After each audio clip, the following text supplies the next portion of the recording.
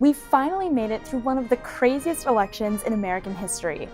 But despite how you feel about Donald Trump's hand size or Hillary's emails, your vote doesn't totally decide who becomes president. For that, we turned to the Electoral College. I took a trip back to college to figure out how this system works.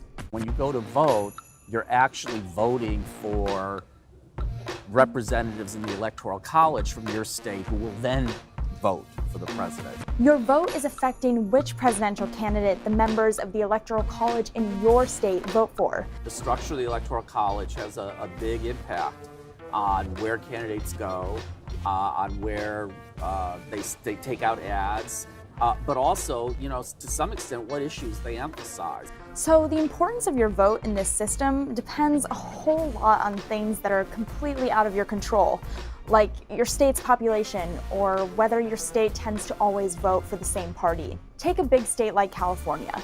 In 2012, over 4 million Californians voted for Mitt Romney. But it's a winner-take-all system, so President Obama took home all of the electoral votes in that state. And sometimes the national popular vote and the Electoral College don't agree.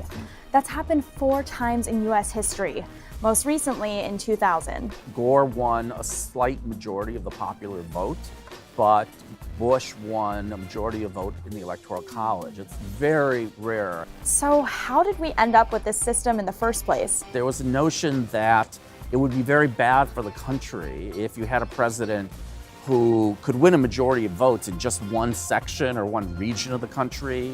Now there's one final issue with the Electoral College, and it's this possibility of a so-called faithless elector.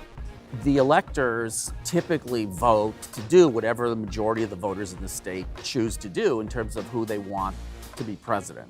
Now legally, they may not be bound to do that. So there's a chance the electors in your state could just go rogue and vote for whoever they want. And now that we've gone back to school to teach you about the Electoral College, we want to hear what you think. Comment with your thoughts below and we'll respond to some.